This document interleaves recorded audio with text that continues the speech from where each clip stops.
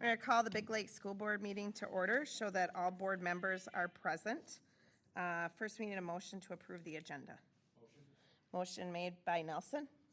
Second by Scales. Any other discussion? All in favor? Aye. Opposed? Motion carries. Please join me for the Pledge of Allegiance. I pledge allegiance to the flag of the United States of America and to the republic for which it stands, one nation, under God, indivisible, with liberty and justice for all.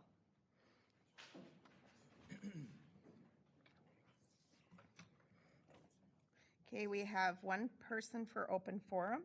The guidelines for open forum are as follows. Speakers must state their name. Each speaker will be provided 3 minutes. No action can be taken unless the matter addressed is formally on the agenda. Speaker will not make negative comments regarding any employee of the district. The board chair can end the open forum at any time. Please note that data privacy laws do not allow for any matters concerning individual employees or students to be discussed. Carla. Yes.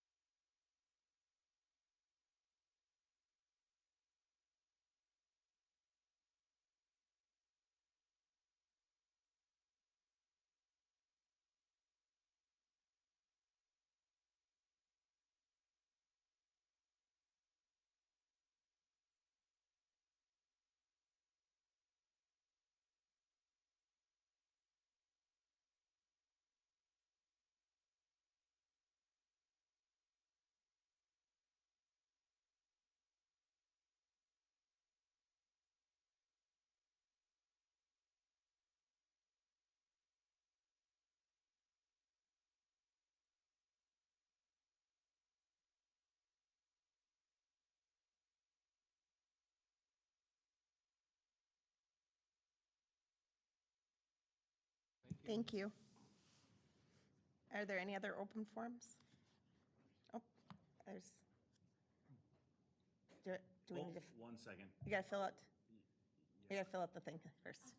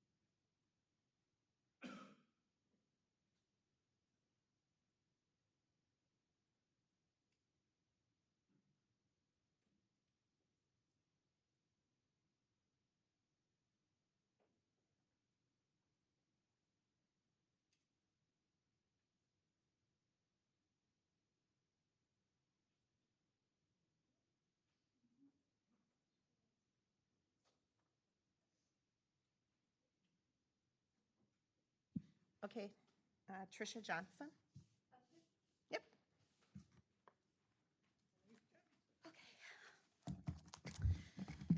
So my name's Tricia Johnson. I'm a parent of a Big Lake third grader and kindergartner this year. Since we started school in this district, every year I've asked our teachers if they have a classroom wish list of items that they might need throughout the year. Last year, I was finally informed that it is against district policy for them to have that. And this year I've done some digging and I actually can't find such policy. Another unfortunate concern I have is that it is my belief, from what I've been told, that administrators and teachers believe that the reason that policy exists is because it makes the district look needy. And I would hope, as a public school district that relies on public funding, taxpayer dollars, grants, and donations. Oh, sorry, I ran back here to get to this meeting. I wasn't expecting to talk so quickly. But I would hope that that's not true. I think that's a really unfortunate sentiment that our educators have in this district, because we are a public school district. So, and I couldn't find any such policy. So I just wanted to clarify that whether or not that policy exists. Yep, we won't be able to answer that tonight, but we can get back to you. Is there a way for me to submit that question? You can feel free to email me. Okay. Superintendent. Okay, perfect. Yep. Thank you. Okay, thank you.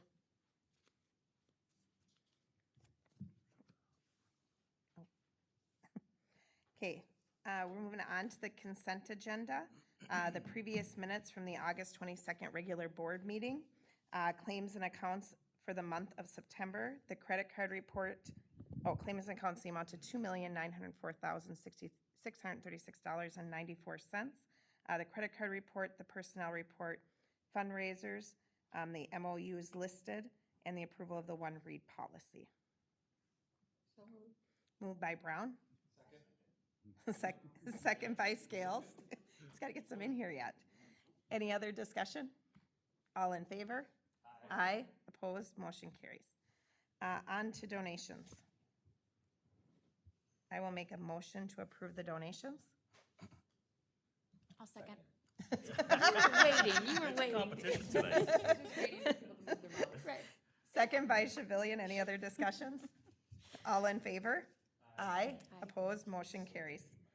Okay, Mark, MSHSL update. Yes, as Mr. Queasley makes his way up to the podium, once in a while we have MSHSL updates, and this one's a unique one because it's a constitutional change and it's a pretty big deal, and we're going to actually start this by showing a video that's going to kind of lay the groundwork foundation. It's about a 3.5-minute video from MSHSL, and I just received it today. I would have put it ahead of time, but I just received it today, and it does a nice summary, and then Mark will take it from there, and we'll go from there. I'm Eric Martins, Executive Director of the Minnesota State High School League, here to share some important information related to the upcoming member school vote in early October. Since its inception, the Minnesota State High School League has governed interscholastic athletic and fine arts programs for students in grades 10, 11, and 12. Students in grades 7, 8, and 9 have also been allowed to participate on teams with these high school students. In the past few years, the League has heard clearly from our member schools and our Board of Directors that it's time to make the change to govern all students and programs in 9th grade in the same way we serve our students in grades 10 through 12. Throughout the past year, the League's Board of Directors has had many conversations to consider necessary steps in becoming a 9th through 12th grade organization and the reasons that support or challenge this change. After numerous discussions, at its June 2024 meeting, the board unanimously passed a resolution supporting a call for a member school vote this fall that would amend the League's constitution to include governing all 9th graders. It also called for the creation of a task force to study the potential bylaw and policy changes necessary to accompany this change. While many in our schools and the public are not aware of the fact that 9th graders are only governed when on current league teams, it is important to know the reasons why the Board of Directors feels strongly about including them in all facets of the League. Today, nearly all high schools in Minnesota serve students in grades 9 through 12, whether in a 9-12, 7-12, or K-12 configuration. With this change, the consistency of governance and management of all students in our programs in grades 9 through 12, regardless of the level at which they play, will create a more consistent and effective model for our high schools. Students establish their high school of enrollment and their eligibility that goes with enrollment when they enter 9th grade, and they are already held to the eligibility requirements of the League. Further, each student begins their 4 consecutive years of high school league eligibility when they enter 9th grade. Perhaps more importantly, this change would ensure that the league's catastrophic medical accident and concussion insurance extend to all students in grades 9 through 12 who participate in any league athletic or fine arts activity. It would no longer be the case that a student participating with only students in 9th grade may be competing without this important coverage. The league recognizes that by extending governance to all 9th grade students, there are questions and there will be new situations to navigate. The 9th grade governance task force continues its work to identify areas of needed bylaw and policy adjustment and will remain vital in the implementation steps following the member school vote. As we prepare for this important vote, we want you to know your role and the steps that are involved in the process. Please stay connected to this process and reach out should you have any questions in the upcoming weeks. Direct communications will be sent to superintendents, presidents, and heads of school via email and mailings prior to the vote. These will contain additional information and logistics on how to vote. Member school voting will take place from Friday, October 4th through Friday, October 18th, and will be done digitally through a password-protected ballot. Each member school has one vote, which shall be cast by the school administrative representative or the MSHSL school board representative. Once all votes have been cast, the results will be presented to our board of directors. Please review materials, reach out if you have questions, and join your fellow members in this important vote. Thank you all for your great engagement and especially for leading our schools.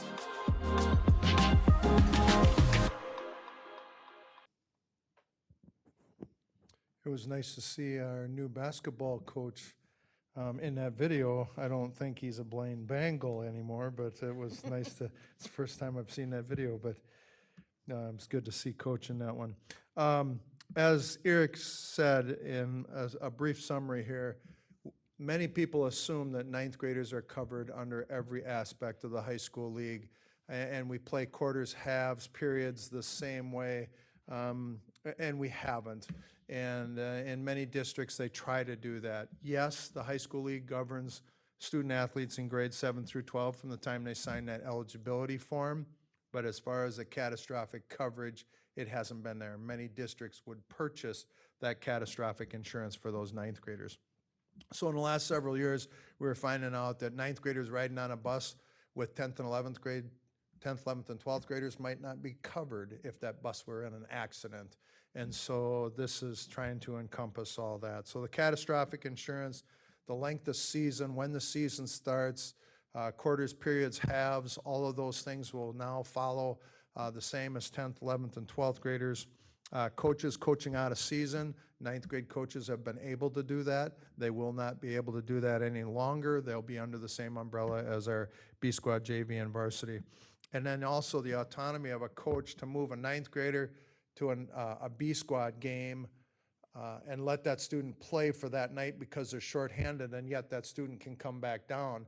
Philosophically, in the past, that student was never going to be eligible again to play 9th grader. You would be forfeiting. And so it offers some clarity there as well. Now, the math in this is a little bit interesting. There's a little over 600 member schools when you take all the homeschool students plus brick and mortar schools. Over 100 of them, I believe right now, are online schools or home schools. So you need 2/3 majority, or excuse me, 75% of 600 schools to vote, and then you have to have 2/3 majority of that 75% that votes in order to pass a constitutional change. Our last constitutional change was when we added superintendents to the board of directors with the high school league. So this is pretty significant for our member schools, but superintendent and I have talked, and this is the right move for Minnesota and trying to get a little bit more consistency with that. As he said in the video, there will be some organizations, traveling basketball, 9th grade wrestling, some of our non-school baseball and softball teams won't be able to start until that high school season is done and things like that. But again, cleaning this up has been a long journey for somebody that's been in this as long as I have, and I feel it's the right move. So I'll answer any questions that anybody might have. Just curious, you said 75% of the schools? 75% of the member schools in Minnesota, which is about 600, must cast a ballot. And then out of that 75%, 2/3 must ratify it as majority approval. So the problem was, is the last time we had a constitutional change, this was 5, 6 years ago, I'm Yeah, not sure. yeah. The first time it went, we didn't get enough Yep, so it was dead. schools to vote. Yeah, We didn't get the 75%, so that's why it's important, and that's why they're making a valiant effort to do a video and to get out Yeah. there, just because they want the vote to take place and they want to know what people want. I do believe overwhelmingly that it's going to pass, but it's just a matter of getting to that 75%. well, and I told Eric the other day at our area meeting in St. Cloud, I worry about the non-brick and mortar schools. It's real easy for us to communicate with superintendents throughout Minnesota and get this word out. This video is real helpful. He assures me that they are reaching out to those single homeschool students who have to vote on this. The caveat for them is their students were only eligible in homeschool, sometimes in a co-op only until 10th grade. So now this gets them hooked because they can now be members in 9th grade instead of in 10th grade. So hopefully, the caveat is enough ballots are cast, so. Sure. Okay, so you clarified that 9th graders would now be covered on a bus, but what about our 7th and 8th graders that maybe aren't on the varsity team?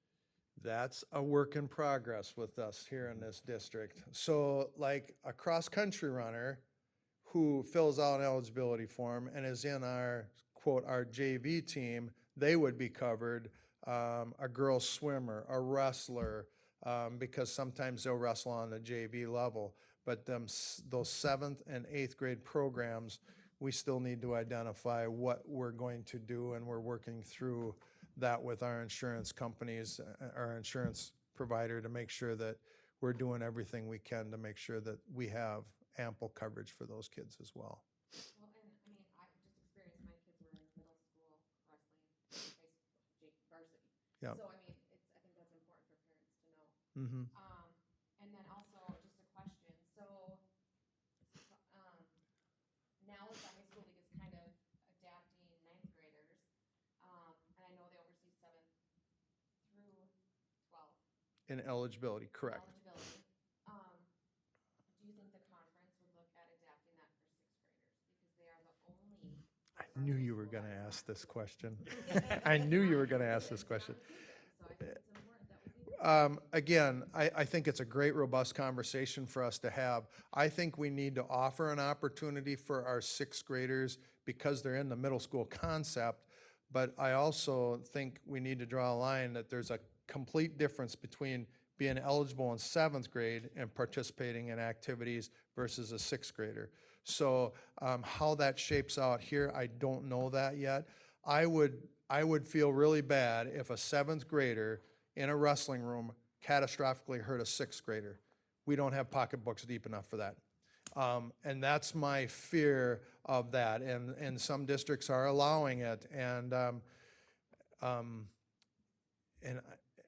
we need to get back on the ground as to how we can safely offer that activity that we feel comfortable that we're standing on firm ground with 6th graders. And the good news is that even as early as tomorrow at 8 o'clock, Yeah. we'll be meeting and discussing this very thing. Because Yeah. we've got some area ADs and superintendents that are meeting to discuss that. We also got a Mississippi 8 meeting coming up here Yep, in yeah. October, and we'll be talking about that as well. So it is a bit of a work in progress, but it's definitely on the radar. I just think it's important. I mean, you have 6th graders, some of them come to our school brand new as Yep. a 6th grader.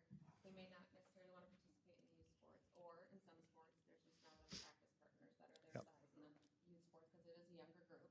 And so just making sure that we're inclusive of all students in our middle school, I think is really important. And it's been a long time. I mean, I think it was originally like 7th through 9th at the middle school level. Yep. And then it adjusted, but conferences and high school leagues and all that stuff didn't adjust with how the schools adjusted, bringing 6th graders up to middle school. And Yeah. it's been a really long time now. And so just with this move, I was just kind of wondering if it would impact that, or if the conference would maybe look Yeah. at it differently. When I was on the board of directors, we had that conversation about 7th and 8th graders, and the pushback was from some of our private schools because they said systemically they didn't have a feeder program. And my comment back was, well, that's your problem. That's not everybody else's problem. And sixth grade is our problem. We have to figure it out to offer that opportunity, a safe opportunity for those kids, whether it's running cross country, swimming, wrestling, running track. And I don't know what that looks like, but there are some states around us that you cannot participate on a high school team until ninth grade. And I think that's not the right answer based on what we've seen for the caliber of some of our kids in Minnesota. So it'll be interesting to see what precipitates out of that. But it's a great conversation. I actually have it on the agenda for our activities advisory to start talking about that too here coming up in October as to what is sixth grade participation look like in this district, so. Well, and just to be clear, I'm not saying that sixth graders should be eligible to run Right, correct. football or lacrosse or swim at a high school level. I'm saying eligible to participate as a middle school in all sports. I understand that. That's what, I just wanted you to understand. Yeah, no, yep, totally do.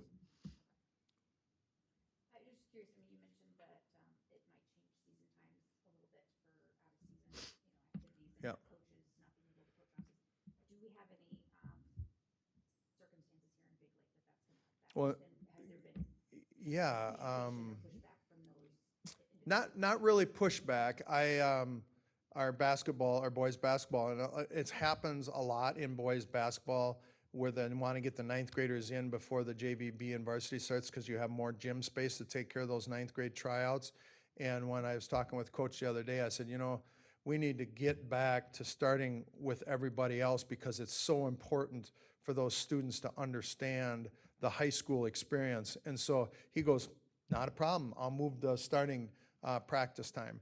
I think some schools use a lot of their ninth grade coaches to coach out of season. And again, I think we can find others to help us with that out of season. Outside the summer months, I'm talking out of season during the academic year before or after their high school season is, so. It doesn't preclude them from like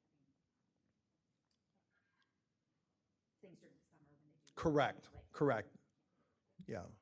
The summer waiver period is still there for them.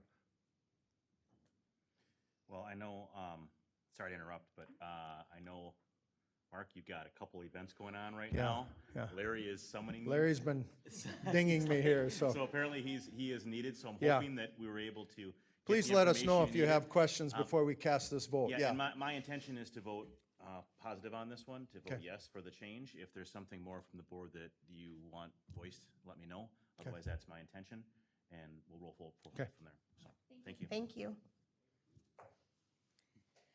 Okay, discussion of commissioners' review and comment on proposed projects. Yes, Madam Chair, members of the board. Oh, I turn my mic on. Madam Chair, members of the board, this review and comment was published in the paper, I believe it was maybe 2 weeks ago. And we are required to, as you recall, this review and comment, before we submitted it, we spent an entire, it was either a work session or I think it was a work session, discussing it to make sure that everybody understood where everything was at. But that was for us to submit it. The good news is that we submitted it, and they'll read to you the question at the end. You kind of had to look at it. It's unique how it's kind of written, because Tanya and I received this, but did they approve it or not? So it's based on the department's analysis of the school district's required documentation and other pertinent information from the sources of Minnesota Department of Education. The Commissioner of Education provides a positive review and comment. So essentially, it passes and it's fine. But as part of this requirement too, we do need to offer an opportunity for our community, anybody here to make any comments. So I just want to make sure that if there's anybody here that has any comments or questions regarding the review and comment, now would be the time. Do I say it 3 times?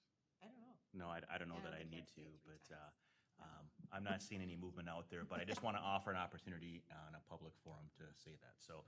Yeah, when we got the email, I was like, what does this exactly mean? And then when you get to the very end, you finally Right. got the answer.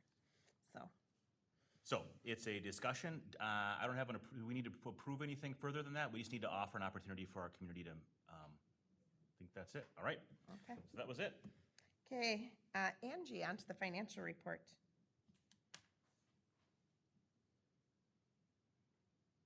It was a really short one. It is a short one. It's a short one. Yeah, this is a short but sweet financial report. So, yeah, we'll start out talking about enrollment.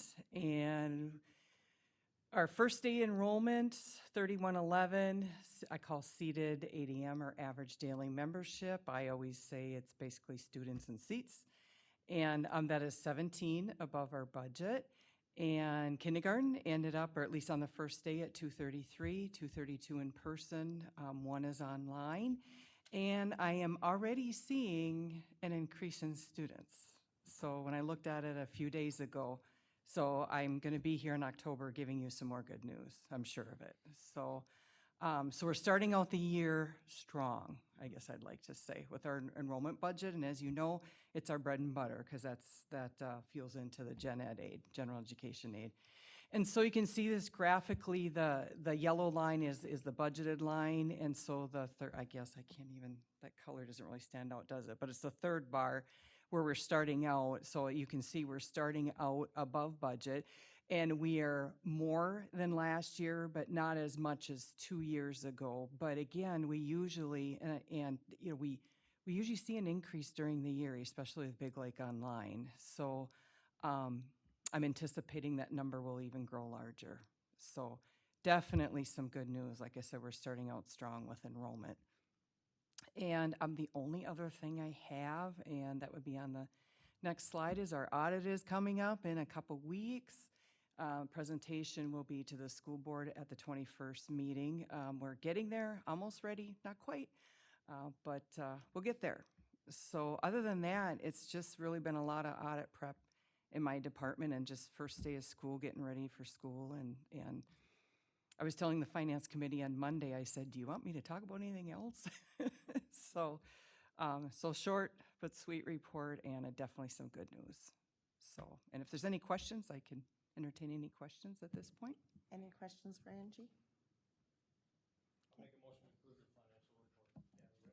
Okay, motion made by Scales. Second by Sixberry. Any other discussion? All in favor? Aye. Opposed? Motion carries. All Thank right, you. I have the next Oh, and then one. you're on to the next one. Yep, Approve preliminary preliminary pay levy. Yeah, there you go. Okay, so this is, it's basically a summary of all the categories of the school district's preliminary levy. This is a process that begins in the summer, and I just want to remind the board that unlike cities, townships, and counties, we are like a year delayed. I don't know if delayed's the right word, but this levy will be revenue for us in 25, 26. We're like cities and townships and counties, they're setting their budget now, and then their levy comes out of that budget. Where with school districts, most of these formulas they're legislatively driven, aid versus levy, the combination, and we're just driven by legislation and as I'll say in the truth and taxation hearing, state determined formulas. So overall, some good news, our preliminary levy actually is down or decreasing from last year. And as you know, we cannot increase the levy after the preliminary levy approval, except for, as in our case, where we're going out for a referendum. So that is the only way that the levy could increase if we have a positive or a favorable vote. So, but irregardless, this levy as is, and actually finance committee members, we had met on Monday, and this has not changed much from what I gave you on Monday. There's a couple minor adjustments that the state had to make, and otherwise it's very similar to what we reviewed on Monday afternoon. And so can I have you just scroll down a little bit more there, TJ? Thank you. So I am, as usual, recommending that the school board levy at maximum. The reason we say that is because the state is still making adjustments up until September 30th. So by levying at maximum, that directs the county to then take the final levy as determined by the state on September 30th. And also, I am required to announce that our truth and taxation hearing date will be before our regular board meeting on Thursday, December 19th at 6 p.m. So with that, I'll entertain any questions, or if any of the Finance Committee members want to comment, anything I may have missed. Like I said, we reviewed it, I think it was Monday afternoon. And I would say this is, typical practice to always have levied at maximum, just to give that room in case there's an adjustment needed.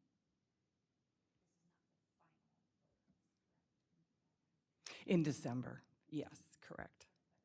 And then we'll know whether, yeah.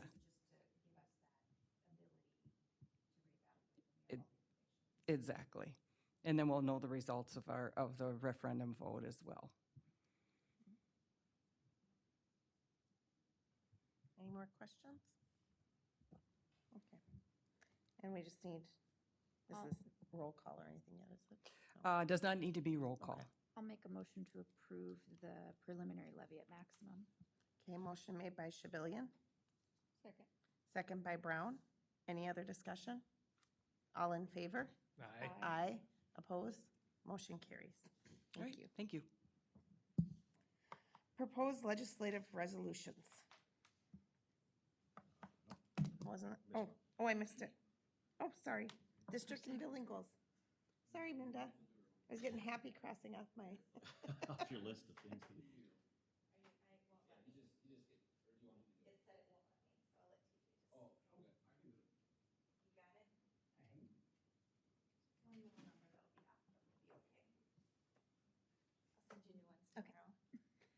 All right, so this is our month to go over our goals. So if you remember, in August, we meet with our SIP and data, continuous improvement SIP, and data team, and we set our goals for the district. We go off our strategic plan, and then we have our buildings work on their building goals, and we come here in September and tell you about our goals. And then in December, we will dip back in and look at our MCA data. And Tim and I were just talking today about why do we wait so long, and it's because of that world's best workforce. So we're hoping MDE will clean that up a little bit and we'll get better next year, but here we go for our Big Lake goals. So we know that setting goals is important, and I have a new quote for you this year. Next slide, TJ. There we go. So the world's best know what they want and why they want it. In the face of adversity and setbacks, they go after their goals with deep commitment. And so we really want to change the rhetoric of our goals are really our targets. And so we're not going to set little goals sometimes of things. We know where we want to get to as a district. We want to be the district that expects a lot and does a lot with our students and gets there. So we're going to set big goals, and then we're going to come back to you next month during our board meeting or our work session, and we're going to talk about our action steps of how to get there. And so we really want to set these big goals, and we want to get there, and we want to do that with our students. So we have our structure. We still work off our strategic plan. We set our district goals, our world's best workforce, which is now going to change over to our CASER goals. We have our building goals, our PLC goals, our individual goals, and then we encourage everyone to set their personal goals as well. So our district goals. Our district goals aligned to the strategic plan are going to look a lot the same. These are those 5 to 7 year goals that we've been working on and will continue to work on. So we have those same 3 categories from our strategic plan. So our students, staff, support, and then our family and community engagement.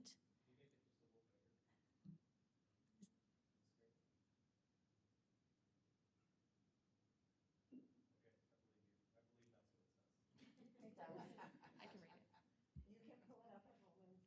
it. If you look back here, you can see it, can't you? Oh, it is kind of small up here, isn't it? Yeah. All right, and then our second page of our strategic plan lays out all of those goals and all of our objectives. And so this is exactly what we pull from our district goals. Next slide. So our comprehensive achievement and civic readiness. So next slide, I think I'll explain what this is. So this is a new term for us, and it's actually replacing our World's Best Workforce. So World's Best Workforce was set into place in 2013. We're calling it the CASER. So the Comprehensive Achievement and Civic Readiness was passed in 2024. And the difference from this is it's going to be the same as World's Best Workforce, except it pulls out that all students reading by 3rd grade and move that to the READ Act.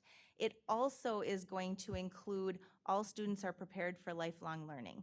So that will be a new part that will come, will be part of this, but we'll get more information on that November 2024.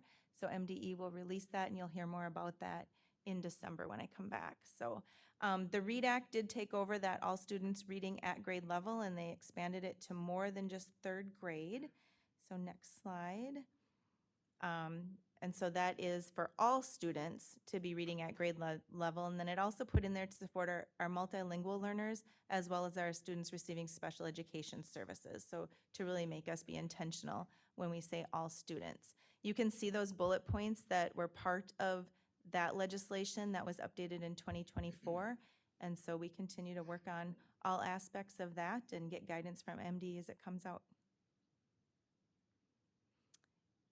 Also just wanted to remind you that it included a lot of other 13 pages of things. So there's some of the most important ones for you. We did go over this in more detail during our District Curriculum Advisory Committee as well. So. All right, so on to the actual goals. So our focus goals for the district for this year are going to align a lot to what our MTSS framework is looking at, but still under those 3 goal areas. So for student support, we're looking at achieving the goals of our comprehensive achievement and civic readiness, meaning that all students reading at grade level. And so, and then all of those other goals in the CASER as well. For our staff support, we're going to continue to work with Team Clock and use that as a measurement. We like having that data to look at, and the action steps are really what we're going to focus on of how we're getting there. We started working on our culture in all of our buildings and district-wide, and for example, one of the action steps we're doing from a district is even though we have very little PD time this year, we still made Wellness Day a priority in order to support this. And district and family engagement, again, we're going to lean into that strategic goal of providing strategic and transparent communication. And we have those newsletters that we rolled out last year. We're continuing with those as well as that district newsletter. And so, and all of our buildings are working on this as well. And those are coming right from the strategic plan.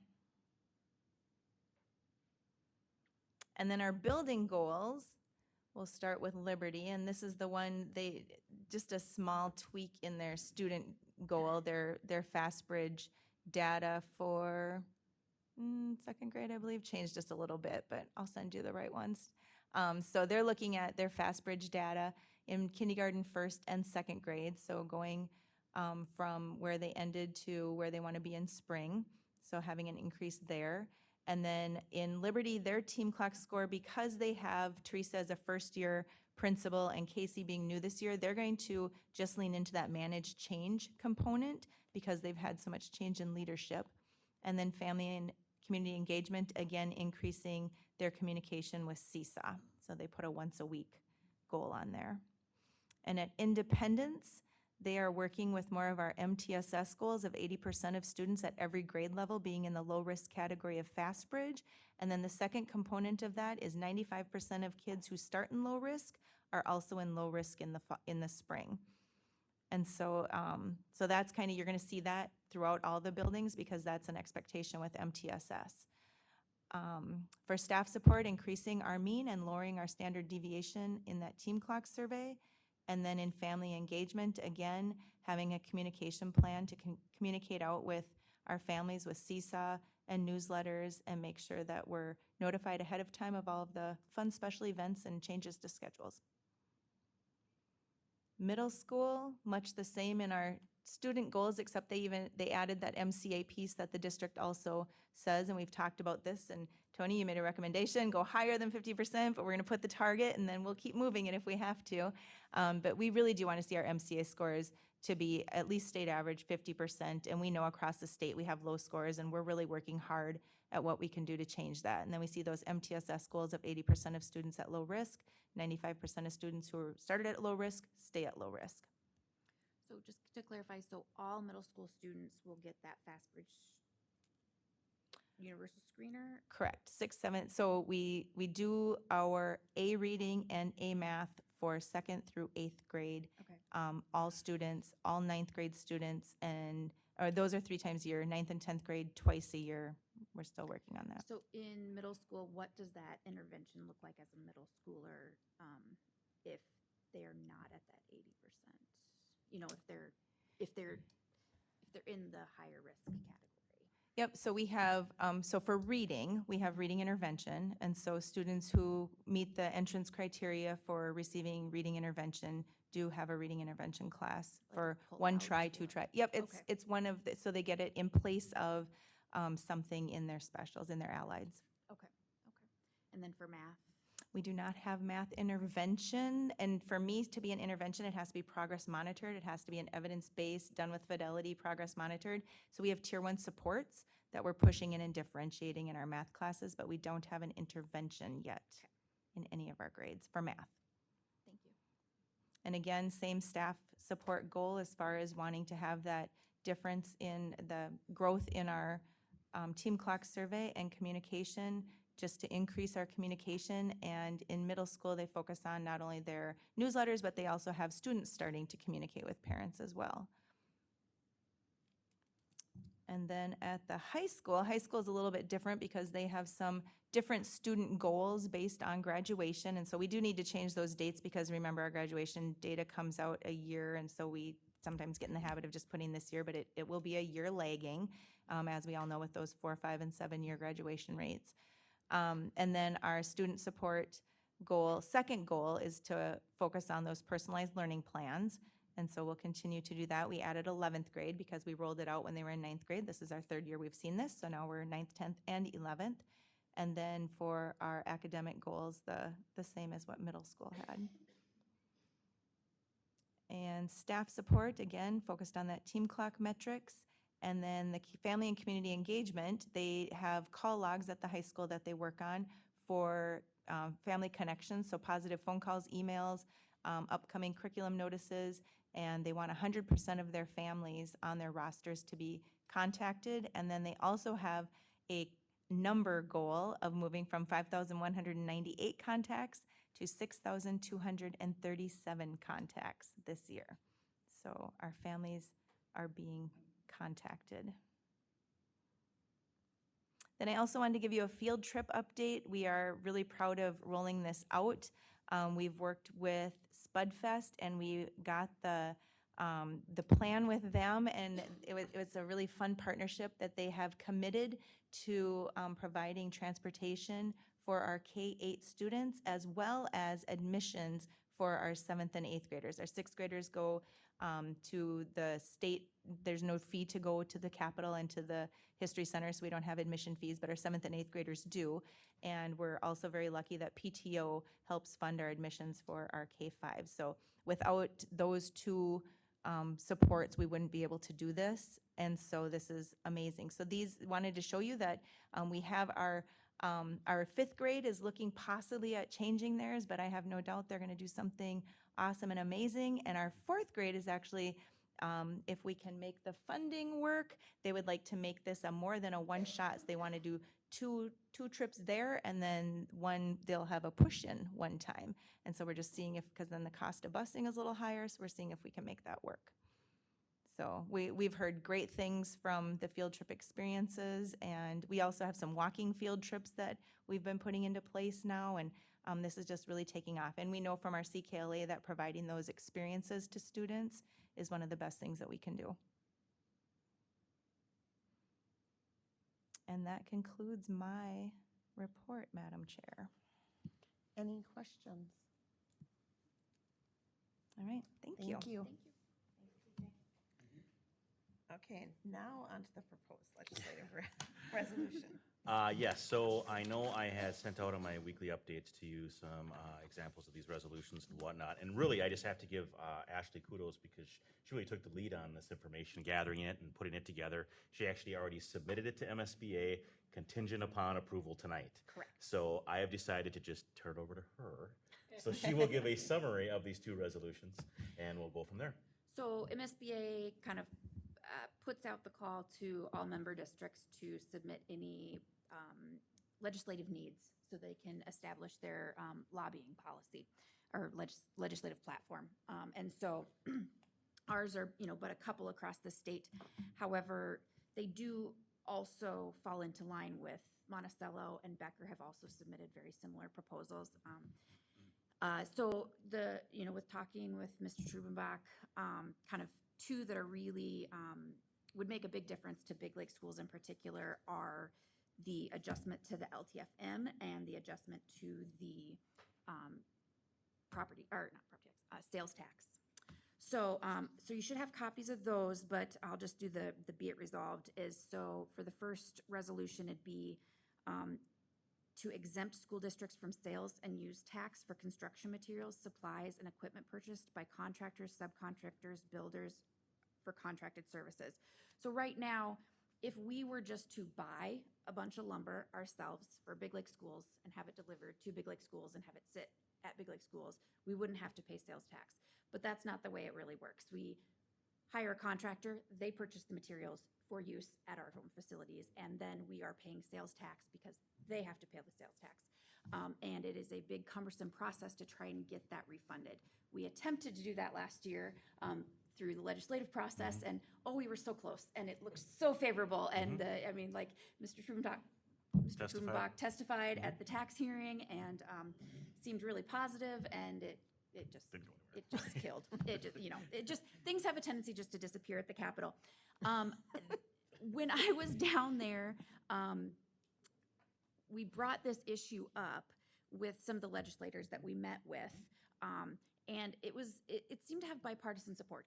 And in fact, there's been a bill passed or a bill proposed a couple years ago that had bipartisan, authors that said this is ridiculous that schools are having to do this, and yet it goes nowhere. So we're just going to put that out there in the forefront again, that this is something that is very important to schools, especially with our current bond they're working through. Hopefully with the new bond we will be working through. Our current bond, let's see, am I going to have the right? It's over $1 million. Right about $1 million, Yeah, right at $1 million that we're going to be paying in sales tax, even though we're a tax-funded entity. So we're paying $1 million of tax with taxpayer dollars. So it's really not real money. It's very circular. It's really a very inefficient process and waste of our taxpayer dollars. Yes, exactly. Very much seems so, yeah. And like Ashley said, I know, and we weren't the only ones that were pushing for this. As you maybe recall, I think it was last year or 2 years ago, where we committed to attempting to lobby for this type of change to happen as well, because when the inflation was crazy high, after the pandemic, there were some districts that couldn't afford to do what they promised their constituents from the votes because of increased costs. So this would have helped defray some of the costs to allow them to do that. But to me, it just makes sense. And actually, this was brought up. When we met, we meet online as the delegate assembly or to gather. It's the advocacy tour. And they have multiple, you probably see it in your email. And when you attend, everybody gets to kind of check in. Well, this was, for the people that were there that night, this one was pretty unique. And actually, I forget the lady's name. Heidi, is it? At MSBA? At MSBA. She actually after Ashley, you know what I'm talking about? After she presented it, she goes, "Oh my goodness, that's a really good idea. You're absolutely right. People don't realize this." And she made a point to stop the whole process and point that out. So to me, it makes sense, but we'll see where this goes. So, but yeah. It's important to have it be recognized by MSBA because they have a lot more lobbying power than just Big Lake schools going down. And so anyway, with both of these, if the board agrees, they will be resubmitted to MSBA, but also I will be forwarding them on to our legislative representatives, so both Representative Meckland and Senator Matthews, just so that they know where we're coming from, hopefully to kind of gather some interest if they want to put forth a bill or let them know. So The second would be to changes to the LTFM. So the resolution would read, eliminate the long-term facilities maintenance cap for all districts and equalize funding by the state to create a statewide equitable path for every district to repair and maintain buildings and facilities. So right now, larger school districts are able to kind of levy what they want, and we are not. We're capped at $380 per pupil, which just doesn't get all the roofs repaired and all the other repairs we need to do. So that is to try to equalize some of that funding for districts of all sizes. So we're not having to go out for a bond to repair our roofs. Instead, we can go out for a bond to say, hey, we have a need for new space, which are two different things, but because the way it's written, we had to bond for it. So. That's right. And this one was fairly common amongst the districts around the Yes. state that attended that advocacy tour. So this one is, you'll see a lot. So I'm guessing this will be part of the platform. Yeah. Well, and this one I would assume would have a ton of support, especially from like outlier schools, Yeah. like small rural schools, because that would change things dramatically for them. They are the ones, I mean, like Big Lake, yes, we have our struggles, but even the smaller schools, I mean, truly have struggles. I mean, I feel like Big Lake hasn't seen struggles in comparison to some of those really small, Yeah. rural schools. So I could see that this is one where you'll see like, schools coming kind of out of the woodwork to speak up because it really will make a huge impact. I mean, the other one, obviously, too, but some schools can't even afford to get to that point. Correct. So, Right. I mean, this one, I think we'll see a lot of support across the state in general. So Yeah. they're both And good, but this one. within schools advocating for fair funding, talking about the equalization piece, giving legislators tangible applications for why that's important. This has been brought up as something they can actually see why equalization is important and tying our equalization efforts to LTFM. So that's kind of going to be a common theme, I think, across the state. I just found it really interesting when I was, kind of researching this. So the 25 largest school districts spend an average of $2.79 per square foot on deferred maintenance. The other 300 plus of us spend on average 58 cents per square foot. So, I mean, That's the difference. that's the difference right there, is that, you don't have buckets in hallways at the big schools catching the rainwater. And that goes back to some of those schools that really, I mean, the average is so low because there truly are schools across Minnesota that can't Correct. even So, make a repair. They can't make a repair and they can't pass bond. Yep. And, it's really a challenge. And I know, back, I think it was 2015 when this was initially started, and it was a big relief because a lot of schools bonded for projects and did a lot of work. But just like with everything, that amount at minimum needs to increase. I think to remove it would be great, but at minimum needs to increase because that would help as well. So, I mean, and maybe make it more affordable. But we're obviously going to ask for them to consider just dropping it all together, the limit. So.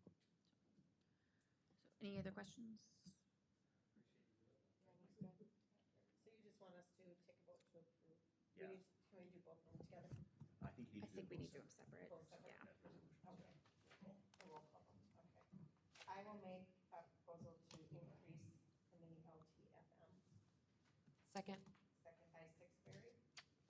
Any other discussion? Okay, roll Just call to clarify, you're voting to, to have her submit this. to there you the go. state. Yeah, okay. Yes. Yep. Okay. Okay. We will start with Nelson. Aye.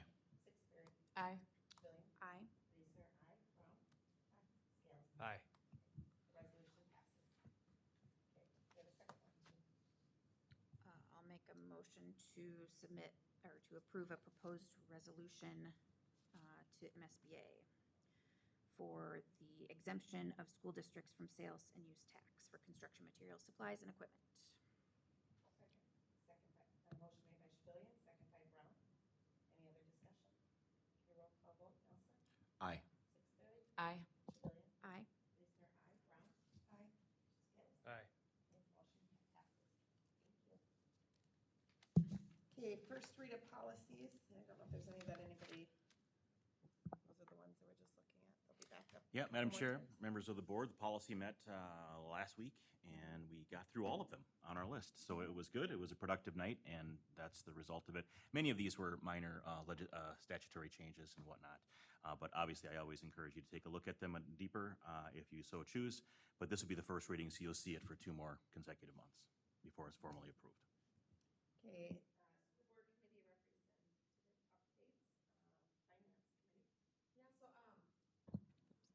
Angie touched on most of it. So we really did visit, we briefly talked about the audit. We really focused on that levy, and that the preliminary levy was coming in at a decreased amount from last year, 1.72% down, which is good news, especially for our taxpayers. And then just talked a little bit about the referendum real briefly. And then finally, again, that reminder that there's that Truth in Taxation, December 19th at 6 p.m. So that meeting, if anybody wants to come and ask any questions about that. And we met with policy last week, and I know you did. We got through our whole list. So I think that was a first, right? I think it was. It was. We got through the list. And then buildings and grounds. Oh, here's TJ Here I am. again. I get the big boss. I know. You get the big boss to do it. Snuck up along the side. So yes, we met, Buildings and Grounds met on Monday afternoon, evening, kind of early evening. We reviewed the current bond projects and the progress there. We still have some remaining items that are outstanding. Contractors have been in evenings, weekends, sometimes not often enough, but we're getting there. We're still missing a few items. The mural has now been completed over at Liberty, so that's good news. We've got wall pads. I was originally told they were going to start going in on Thursday tonight and Friday and Saturday, but that person had a family member pass away. So they will be out Tuesday over at Liberty to start on that. So we've got some other odds and ends at Independence more so, because there was a lot more involved over at Independence, of course, that we're still waiting on, some additional painting, some touch-up, some of those types of items. So we're working through that. We talked about the bond budget. Currently, we're still on track to have roughly about $500,000 when we're complete with the existing projects for additional projects. And we had some stuff that's kind of already been earmarked, kind of that we've always been talking about, some things that we had to remove from projects. Windows at Independence is one item.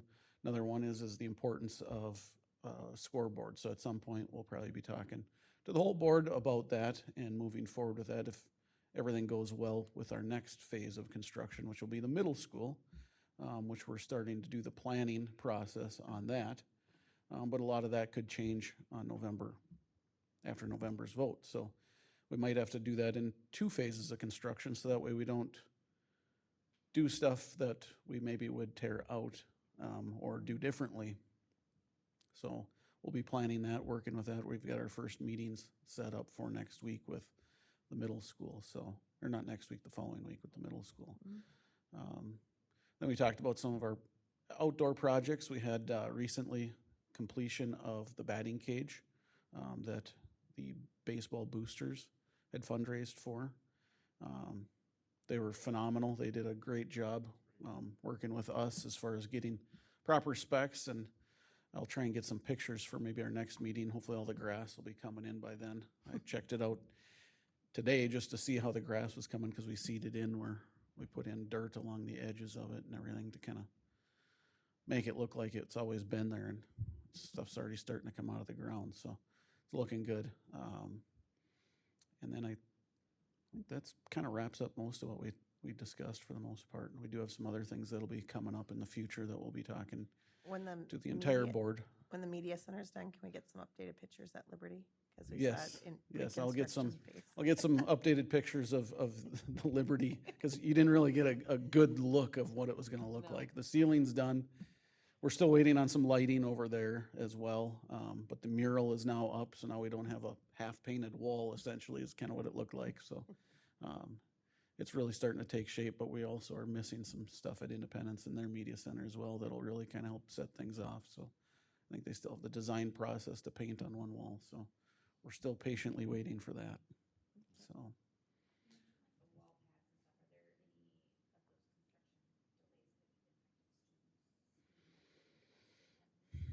We haven't had to move any classes, just the wall pads, would be nice for those students that are needing to de-escalate to have wall pads, so they've still utilized it. We did have some casualties with some sheetrock at least, but it will be getting covered up. So we won't have an ugly patch, we'll have wall padding covering it up, but yeah, there has been definitely some issues with that, so. But I think that kind of sums up most of what we discussed, so. All right. Thank you. Any other school board representatives? We just held our meeting for, our governing board meeting for the co-op.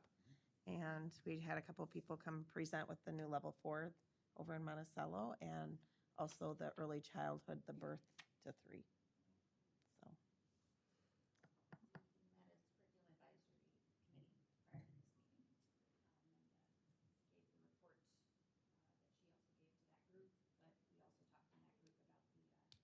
the curriculum review process and the things that we're going to be looking at this year. And then I mentioned Schools Advocating for Fair Funding. We've hired a new lobbyist, and their general membership meeting is coming up in the middle of October. And so things are really encouraging there. The new lobbyist has a lot of good energy, a lot of good connections, and really optimistic we're going to get some headway on the equalization front. thank you. Any other reports? Welcome, Alexis. It's your turn for your first report. First, I'd like to introduce myself. My name is Alexis Gozovic, and I'm the new school board student rep. First, I would like to talk about is the cell phone policy that Big Lake High School implemented. Now students are only allowed to use their phones before and after school, lunchtime, and then in between classes. Most of the teacher feedback has been positive. They've seen better attention. Students are more focused, less tension in the hallways, and then they've seen better student interaction. Students are actually reading during independent reading time. They're looking for books now. They're not turning towards their phones or their pockets. I know.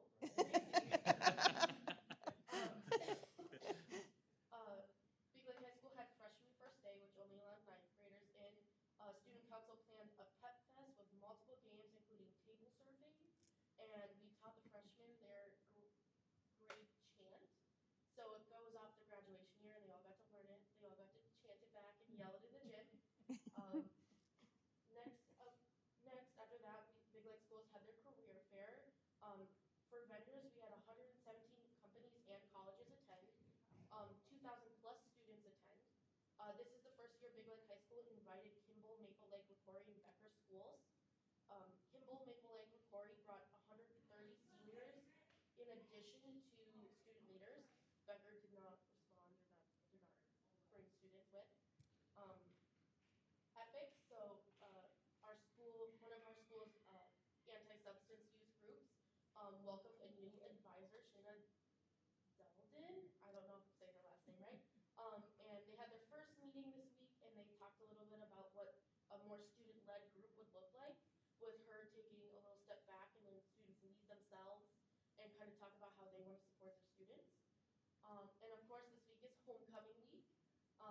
Student council had 2 pep fest plans for this week. We had one on Monday, and we're going to have another on Friday. Girls flag football was today. As you can see, I'm covered in pink.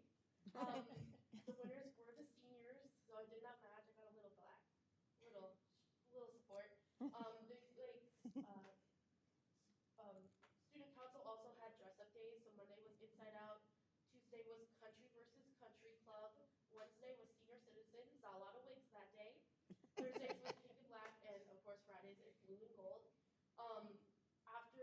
And then tomorrow, Friday, we also have the homecoming dance. After the homecoming game, it's a neon glow-in-the-dark theme once again this year. For activities, like I said, we had a football game tomorrow against Princeton Tigers, homecoming, and then tennis had their final match today against Cambridge Isani. JV was home at Big Lake, and varsity was in Cambridge Isani. And then on September 24th, our Big Lake High School swim and dive team took home a win against the Math and Science Academy. And that's all I have for you. Thank you very much. Welcome. Welcome. Thank you. School board recognition. All right, Madam Chair. So there was a slight change in the order in which we have the Certificate of Appreciation for the Minnesota School Board Recognition Month. I know typically this is like January, February, something like that, but I think they heard that Mr. Scales wasn't running again, so they decided to No. I was just wondering, I was gonna get him an extra Are you one. going where I was Yeah, I going knew with where this? you're going with that. So yes, Tony, you're gonna get another certificate, but before that, and you're not gonna miss out on this. And you're not gonna miss out on me reading this, because it is a big, in all seriousness, it is a big deal, and it's written as a sample resolution, but I like to read the whole thing because it really does kind of outline the appreciation we should have for our school board members, because it is a big commitment. So let me just read it, and I'll do the best I can. Whereas Big Lake Schools recognizes the importance of public education in our community, and whereas Big Lake Schools appreciates the vital role played by those individuals who, as local school board members, establish policies to ensure an efficient, effective school system, and whereas school board members serve as a voice that enables our community to preserve the local management and control of our public schools, and whereas school board members are charged with representing our local education interest to the state and federal governments and ensuring compliance with state and federal laws, and whereas school board members selflessly devote their knowledge, time, and talents as advocates for our school children, whereas local school board members are strong advocates for public education and responsible for communicating the needs of the school district to the public and public's expectation to the district. Now, therefore, be it resolved that Big Lake Schools recognizes and salutes the members of the Big Lake School Board by proclaiming September 2024 as School Board Recognition Month. So I want to thank each of you for your service to the community, because it is a big deal, and I really, really appreciate the work you do, as we all do. So thank you. How about a round of applause, people? Thank you, thank you. And hand over certificates. Thank you. There it is. There it is. Since it's your last official one. Oh my goodness. Everyone but yours, Tony. Just yours, so everybody else is aside. Just saying. I do think you forgot that part. Yeah, no. You'll have to walk around afterwards. I'll walk around and sign afterwards them. and sign it.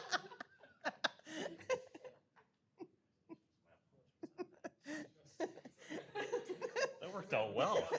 That worked out well. Oh. Okay, on to your report now. Oh, Madam Chair, I have some great stuff for you tonight. So, actually, I have a couple items I'm going to go through. We've got a couple department updates. As I do, I oftentimes invite the cabinet members to come up and speak about any kind of updates they might have. You've already heard from Angie, you've already heard from TJ, you've already heard from Minda, but we're going to hear from Minda again in just a second. But I'm going to actually start with Stephanie because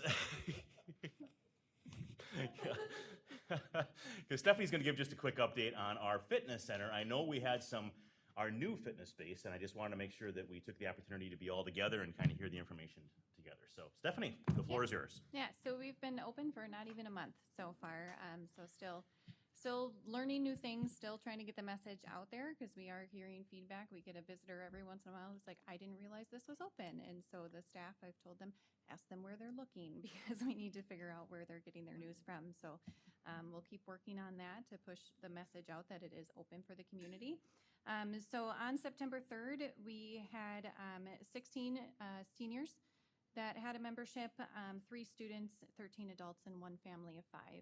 Since then, we've increased seniors by 2, so up to 18. We have 15 adults, so that increased by 2, and then we had another 4 students that joined.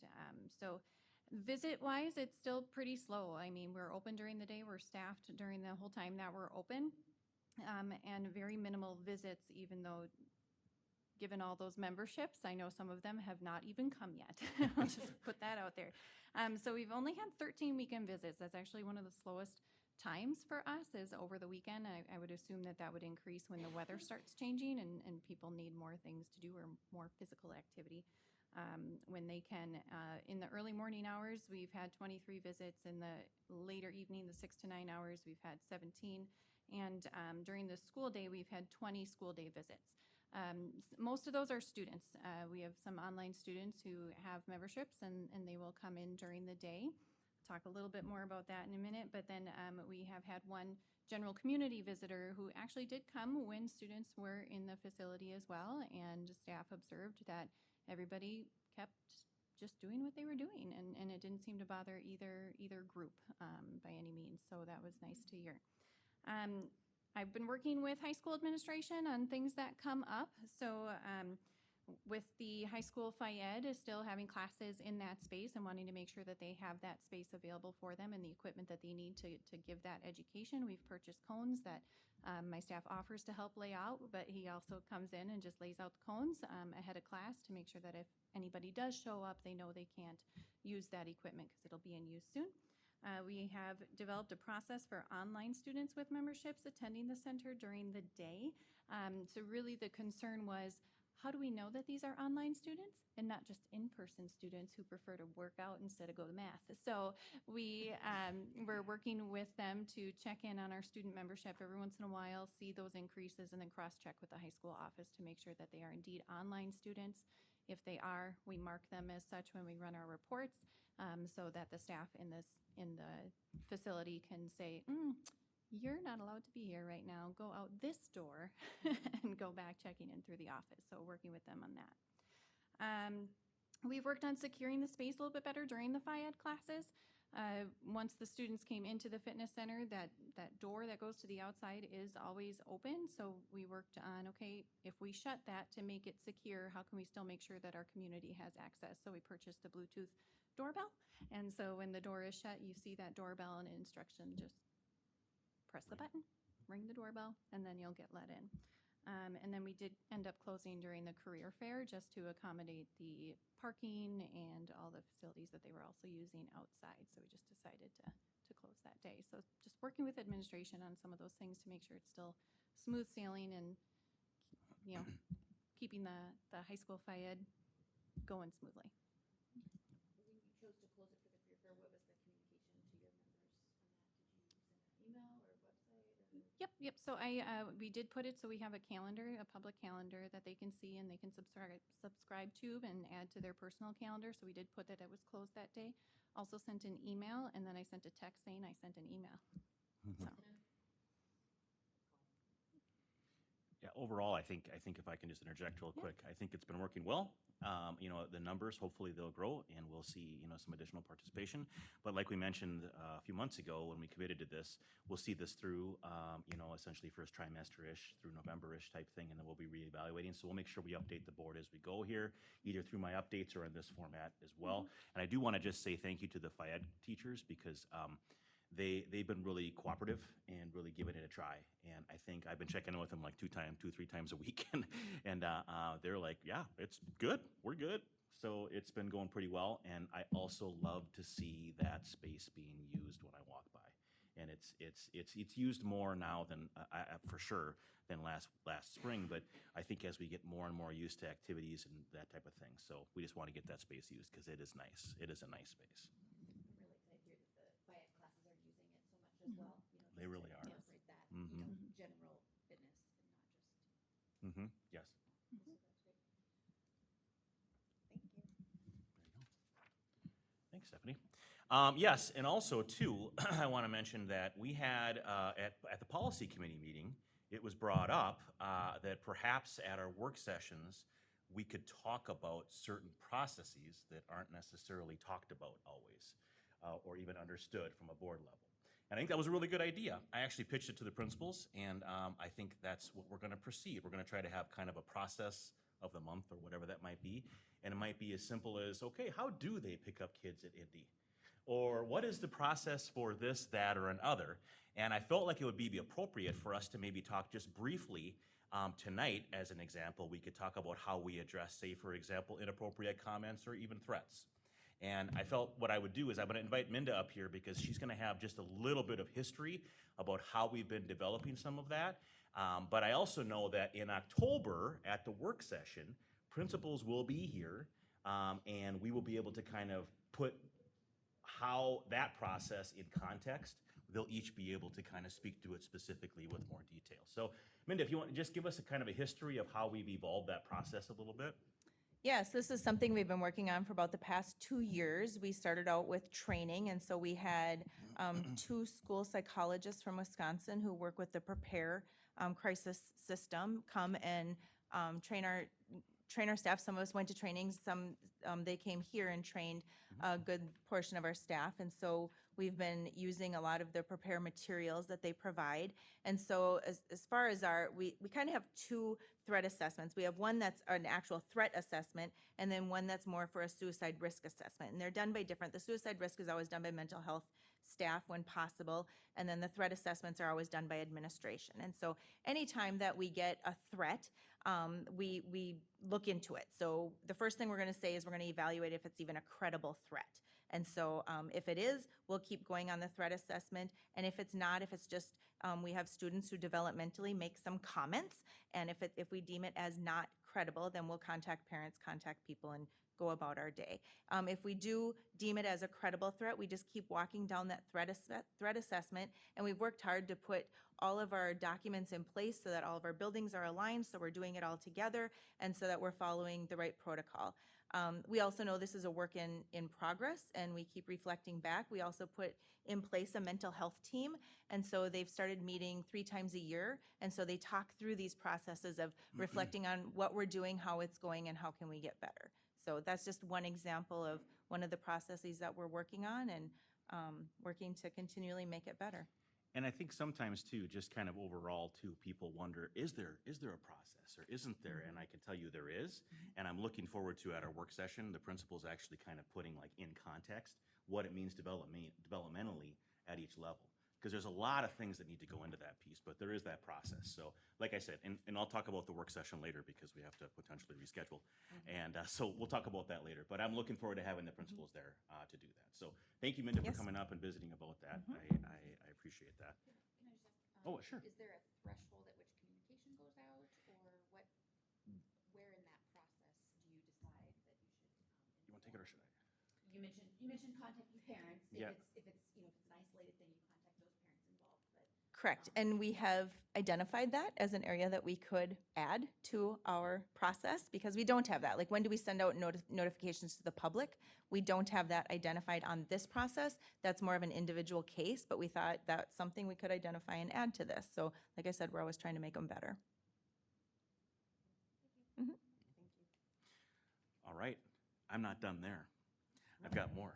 So, referendum update. I just want to say, we've all, as a team, have been trying to get out and do things, and you'll see when I go through the calendar later that there's a lot of things kind of coming up here, but generally speaking, it's been pretty quiet. I haven't heard a lot out in our community just yet, but I also know that we're going to have a pretty big presence.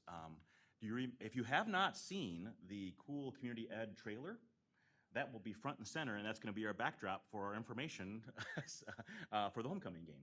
So I think we're going to try to draw some attention there, and it's a cool thing, and we'll have information there. As well as I know I'll be walking through the tailgating and Spirit Fest as much as I possibly can, simultaneously going to the Hornet Hall of Fame and watching the football game. So that's just kind of what you do. So it's just what we do at those events. But I did just want to mention we've got a lot of things happening. With that, we did release our first video. We are doing those videos in-house, so kudos to our communications department and our camera person, John, as well as Morgan for kind of facilitating that, and of course under the leadership of Stephanie as well. So there'll be more videos coming, and they've done a really nice job with that. I also want to point out the cool boards over there. Maybe you didn't see them, but we're going to have those. We've actually got a poster machine or maker or something at Liberty, and we're going to get them on TAG board and heavy duty, and we're going to have them toward our information. Every office has information in the district. We're going to have those out in a larger size, so maybe draw some attention so that people for sure can kind of visualize what we're talking about. And we will have those for sure on Friday night as well, so people are informed and they know what's going on. So thank you, Kim, for doing the legwork to make that happen. Really appreciate it. Also want to give you a quick update. Our visits to our website are up 493 visits. And of those 493, 442 are unique or new, so that's good. And our most popular pages are the plan page, 181, and tax impact was second with 118, and the vote was 92. So just letting you know that we're getting information out there as best we can. And I just want to say it again, if there's a place where you think I could go or we should go to kind of communicate the information, I promise it can be a 2-minute deal or it can be a 20-minute deal or 30 minutes. So if there's information or people out there that need information, I know we did take a few phone calls on some tax impact questions, specifically Angie and I did this week. And in the end went well. People understood. I know Ashley's gone to the senior center and senior group and did a presentation there and multiple associations and things. And actually tonight we had an association meeting, and I'm not sure, you just basically announced it again, right, Stephanie? Yeah. So, but we got some other contacts there. So we're trying to get the word out there. So yay referendum. So we're getting information. I mentioned this earlier, work session rescheduled for October, on October 10th. Unfortunately, we have, Tanya can't be here. I have conferences that She has night. conferences that night. So I am wondering if people would consider perhaps moving to October 7th or 8th, which would be the Monday or Tuesday of that week.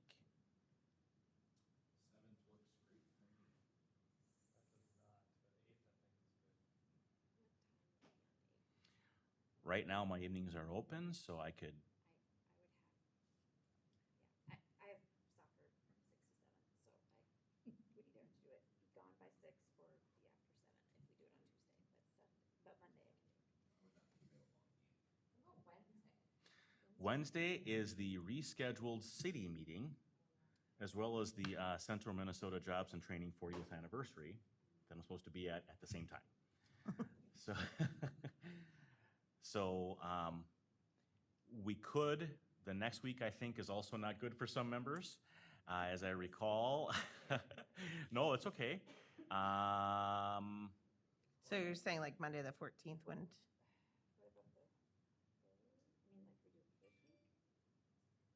I am, Oh, okay, got it. 14th is a Wizards game, and the 3rd I am out. And I have conferences the 15th. Okay.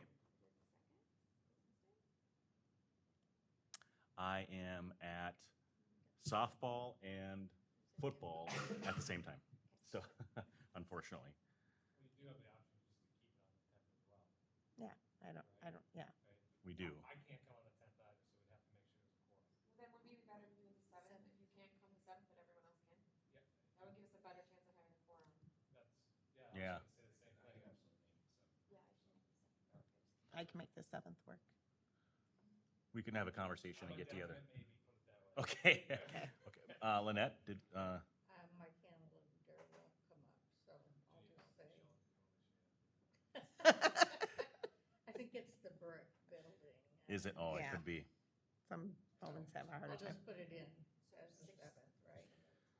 So Monday, the 7th, is there a preferred time that would make it more likely, or? No, okay.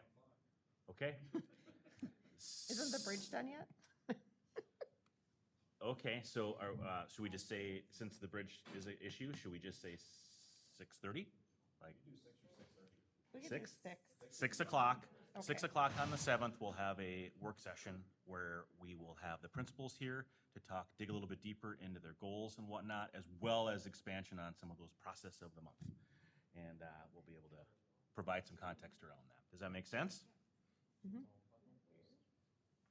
Okay, Great. thank you. Thank you. And calendar, I'm going to do a quick whip down this. I will also send this to you in the form of an email electronically, but just awareness. So October 2nd, it is hopping. SEIU negotiations, 3:30 to 5:30. Lynette and Ashley.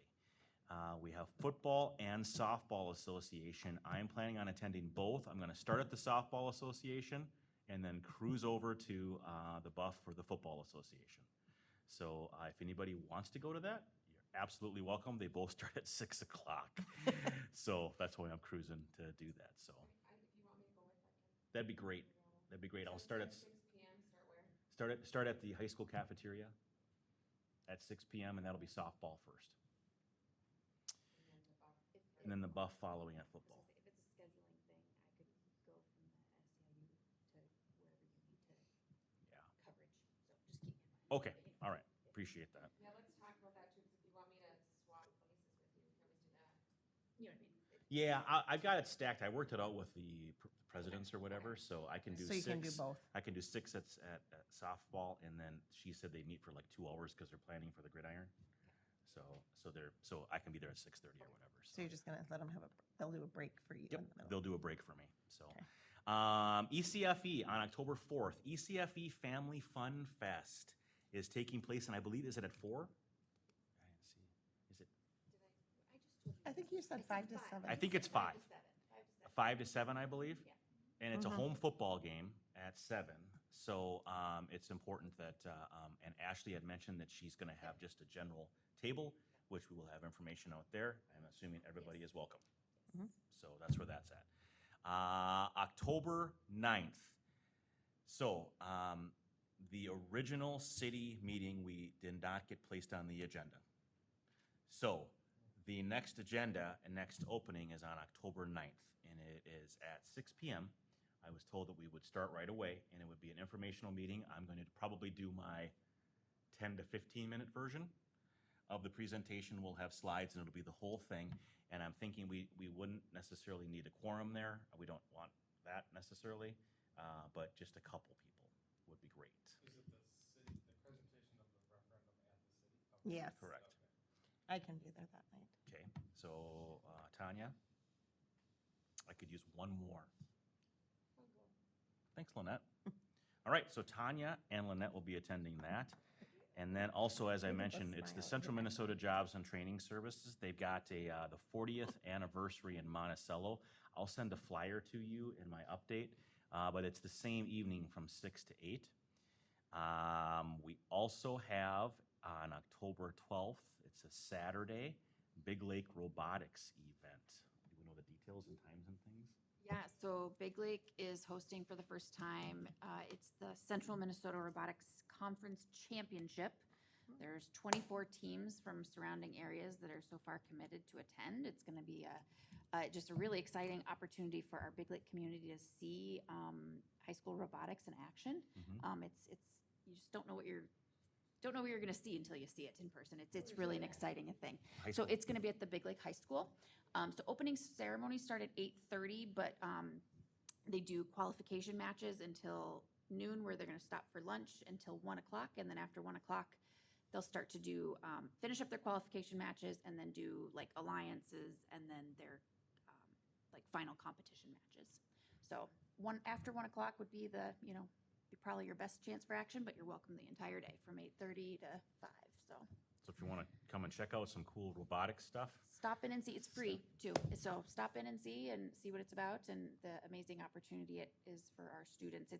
It's a really unique program in that it's not just building a robot. They have a very active business team as well, which I think is a great opportunity for our students, because there aren't many activities that students who are excited about marketing can join. And so they have students that, they do their community outreach, and they do their marketing, and they design their website, and they do their video shorts. And so they have a very active business team, as well as their, robot build team and programming. And so it's a unique opportunity for all those skills kind of to come together. and new to us. And new to us, yes, it's really exciting. And I also just would like to say that part of the reason why we are hosting is because the robotics team hosted a get-together at our new space in the high school. And after they did that, the area teams, they said, this is an awesome space. You guys should host the next championship. So they were kind of really impressed with the new spaces up at the high school, the collaborative center up there. And so that drew them in, and they're really excited to share that with the area. That's fantastic. Should be a great event. So that next week actually is October. That's MEA weekend, and there's no school on the 16th, 17th through the 20th is MEA weekend. But I want to remind you, on October 17th, a few months ago, we had United Way come and speak about the Community Connect event that's going to take place, and that'll be from 2 until 6 on October 17th. So, and it'll be here in the middle school, and it'll be set up kind of in that main area with the gym included as well. Our regular meeting is on the 24th next month. And then on October 29th, we have a chamber luncheon that we are hosting, which will be probably my 20-minute version of the referendum information. So we'll be talking about that as well. So November 1st, no school for K-5, and then November 5th, Election Day. So it's already on my list of things to consider for the calendar, so. Okay. Oh, yeah. Yes. Great, yes, if we could do that, that would be fantastic. I'm gonna add it to my calendar so I can cut and paste for Communication Bass team. Great. That sounds great. All right, that, I believe, is all I have for my report, unless, of course, there are questions and anybody would like to ask me. Any questions? Anybody else coming to the Hall of Fame tomorrow? I might be. Might be. Okay. We got a graduate from 2014, and a graduate from 1975. Cool. Awesome. Oh. That's pretty cool. That's super cool. Yeah. Mhm. So if you had never come and seen it, you should.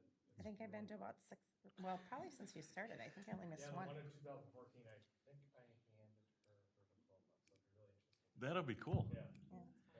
Well, and also just thank you for kind of bringing this up too. The game is actually, the football game is actually an hour earlier. Oh. It's at 6, Yeah. not 7. Yeah. And the reason for that is that so that they can have more time for the dance, right, Alexis? So it's a little bit different, but that pushes everything. 4:15, Hornet Hall of Fame. 3:30, Spirit Fest is happening right after school. Buses are gonna be out of there, and it's gonna be a quick setup and go. Are there And, fireworks yet? I believe there are still fireworks. So hopefully the wind goes a I- different we direction. we are trying not to call the fire department this We're all year. gonna be out there waiting. Hopefully, the fire department will not be called this year due to the fireworks smoke. So we're hopeful of that, although I'm glad it was Mark Hedstrom that showed up because Yeah. he was like, that's what it is. And he probably enjoyed it. So, he did. He did enjoy it. He did, so it was all good. That concludes my report. Thank you. Okay. Okay.